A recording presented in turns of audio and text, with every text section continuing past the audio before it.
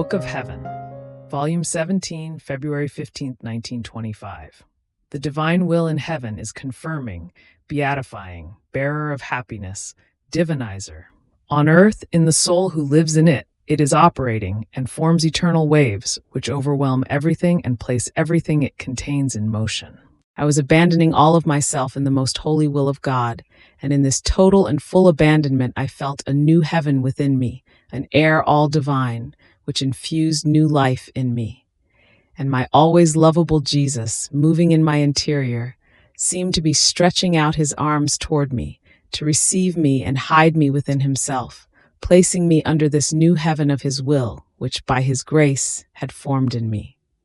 With great contentment, I breathed the balsamic and sweet air of his most holy will, and taken by amazement, I said, "My love, my Jesus, how beautiful is the heaven of your will, how enjoyable it is to be under it. Oh, how refreshing and salutary is its celestial air."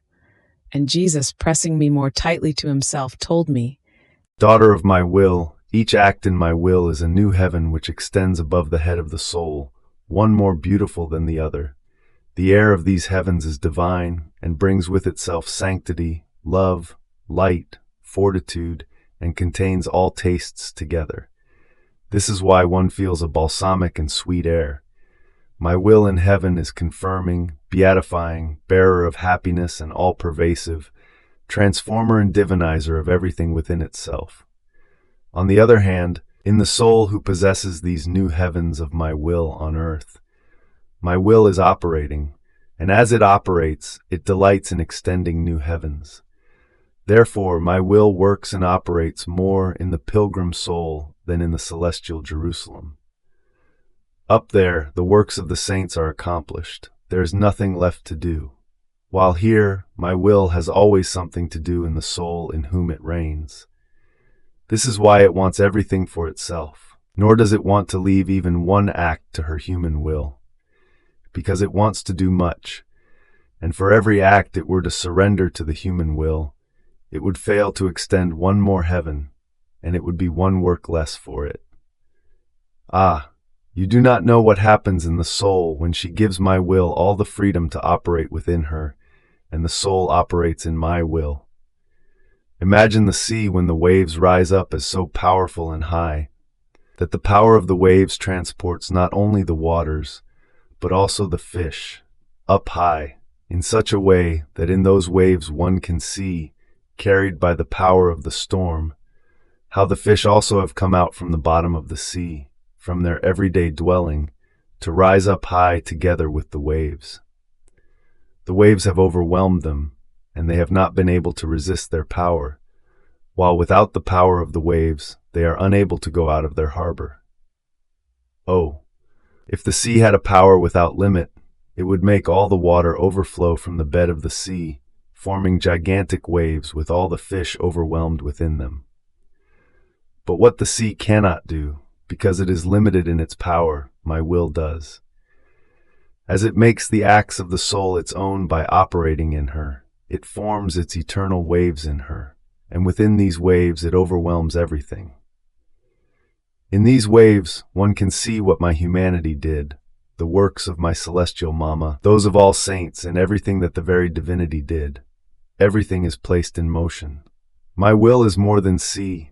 Our works and those of the saints can be symbolized by the fish which live in the sea.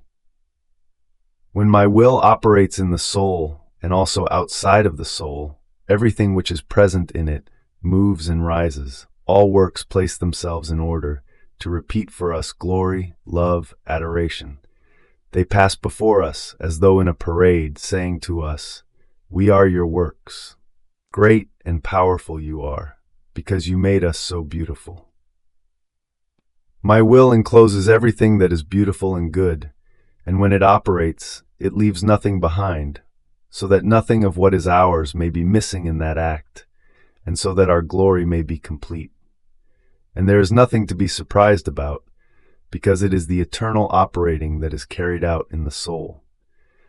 Therefore, the operating of my will can be called eternal wave, which overwhelms heaven and earth as though in one single point, and then diffuses over all, as bearer of a divine act. Oh, how heaven delights when it sees the eternal will operate in the soul. In fact, since their works are confirmed in the divine will in heaven, they see their works flow within that divine act and feel their glory, happiness, and joys being redoubled.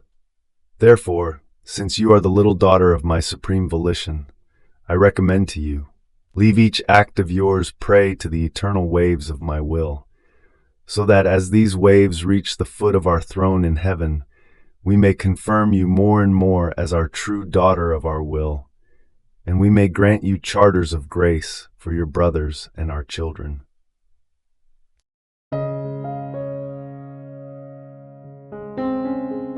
Thank you for being a part of our community here at Divine Will app. If you enjoy listening to Jesus' lessons on how to live in the divine will, please give this video a thumbs up. Your likes help us reach more souls yearning to live in the kingdom of the divine will. We'd love to hear your thoughts and reflections, so drop a comment below. Your insights not only enrich our community, but also inspire others on their spiritual journey. And don't forget to subscribe to our channel. By joining us, you're helping to spread the news of the kingdom of the divine will, so that together we can bring His kingdom to reign on earth as it is in heaven. In the divine will, always.